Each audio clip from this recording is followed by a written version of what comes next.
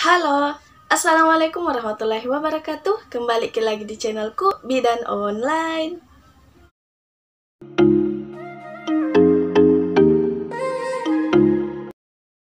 Di video kali ini, kita akan membahas tentang hal-hal yang harus diperhatikan pada saat memandikan bayi. Apa saja itu?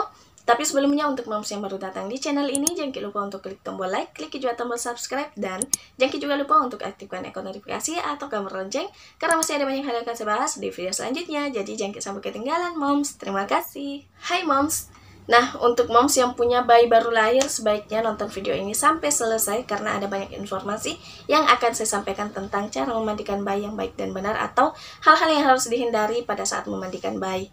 Nah, biasanya kan ada ibu-ibu yang memandikan bayinya, asal memandikan bayinya saja tanpa mengetahui hal-hal apa saja sih yang harus dihindari, bagaimana sih cara memandikan bayi itu, apa sih yang harus teknik-tekniknya seperti apa. Jadi, di sini kita akan menjelaskan bahwa hal-hal yang harus dihindari yang mungkin bisa saja moms di rumah ada yang pernah melakukannya.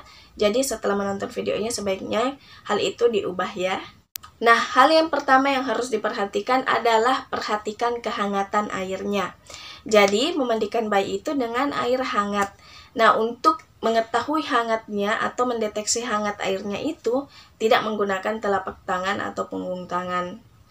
Tidak menggunakan ini, telapak tangan, biasanya kita itu dianjurkan untuk mengukur kehangatan airnya itu dengan menggunakan ini, siku. Jadi, pada saat kita sudah siapkan airnya, air hangatnya, kita mengukur kehangatan airnya itu dengan menyentuhkan bagian siku ini ke air hangatnya. Kalau kita merasa bahwa airnya sudah pas untuk memandikan bayi, oke, selesai. Jadi, kita mengukurnya pakai siku. Kemudian, hal yang harus diperhatikan yang kedua adalah jangan memandikan bayi pada saat kenyang. Jadi, setelah bayi menyusu, sebaiknya kita tunggu dulu beberapa menit atau setengah jam untuk menunggu bayi untuk dimandikan. Jangan bayinya itu baru selesai menyusu baru langsung dimandikan. Karena bisa saja pada saat dimandikan dengan kondisi yang kenyang, bayi itu bisa muntah. Jadi sebaiknya dihindari hal seperti itu. Hal yang ketiga yang harus diperhatikan adalah tali pusar bayi. Biasanya bayi itu butuh waktu, ini bayi baru lahir, butuh waktu 2-3 minggu agar tali pusarnya itu pupus. Nah, jadi di usia 2-3 minggu itu, moms harus memperhatikan cara memandikan bayi yang benar. Di mana bayi yang baru lahir itu yang masih ada tali pusarnya belum pupus itu, sebaiknya tidak dimandikan dalam baskom atau direndam dalam air.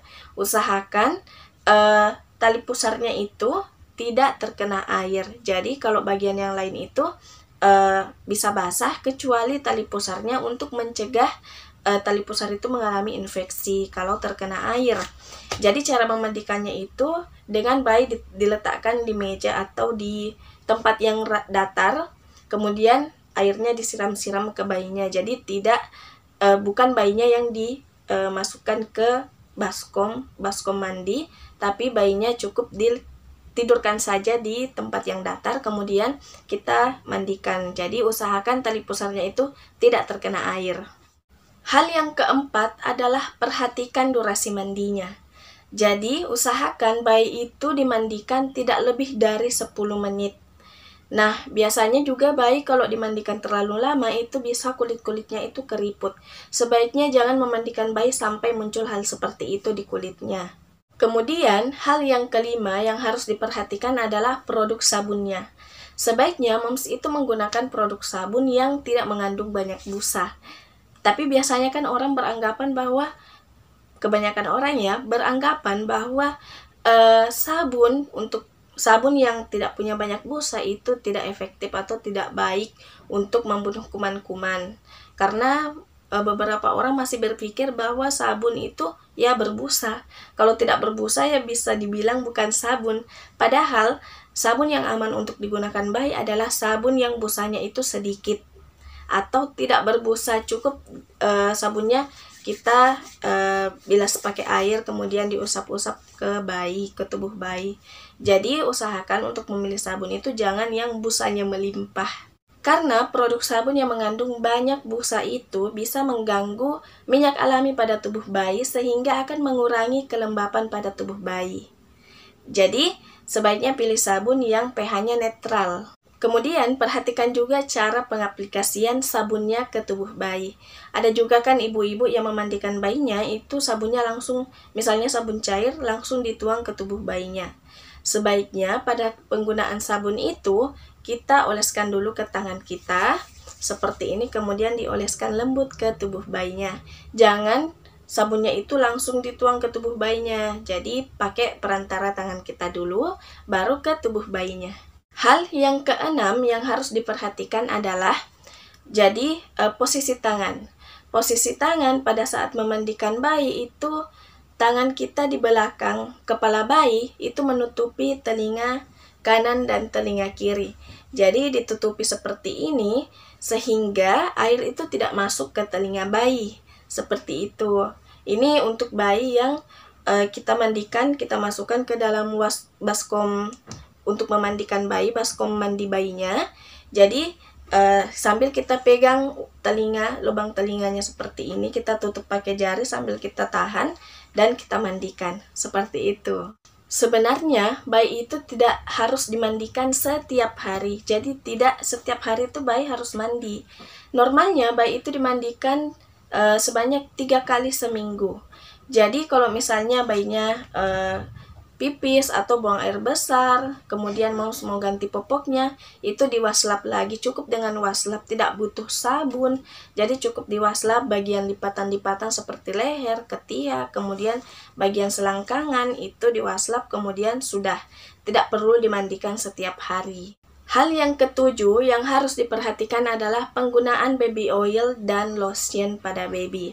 Sebenarnya bayi di bawah usia 1 tahun itu tidak perlu menggunakan baby oil atau lotion baby, karena nantilah setelah di usia 1 tahun baru digunakan. Tapi kalaupun ada ibu yang menggunakan baby oil atau lotion baby kepada bayinya, itu juga tidak masalah.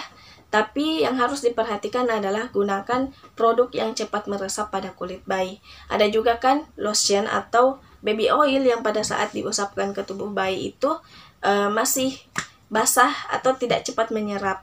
Nah, kalau misalnya lotion atau baby oilnya itu digunakan kemudian tidak cepat menyerap, kemudian kita gunakan pakaikan baju kepada bayinya, kemudian pakaikan popok kepada bayinya.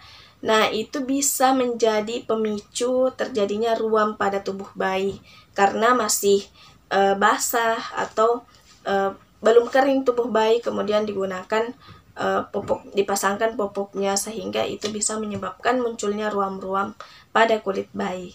Nah, mungkin cukup itu saja ke-7 hal yang harus diperhatikan pada saat memandikan bayi. Semoga bermanfaat. Kalau misalnya moms merasa bahwa video ini bermanfaat, jangan lupa untuk klik tombol like dan share agar banyak orang yang mendapatkan manfaat dari video ini. Terima kasih. Dan untuk moms yang ingin bertanya bisa tuliskan di kolom komentar atau bisa juga DM di Instagram saya atau inbox di Facebook yang saya cantumkan di kolom deskripsi. Dan juga untuk moms yang ingin menyarankan apalagi yang akan kita bahas di video selanjutnya bisa tuliskan juga di kolom komentar. Terima kasih banyak sudah menonton. Wassalamualaikum warahmatullahi wabarakatuh.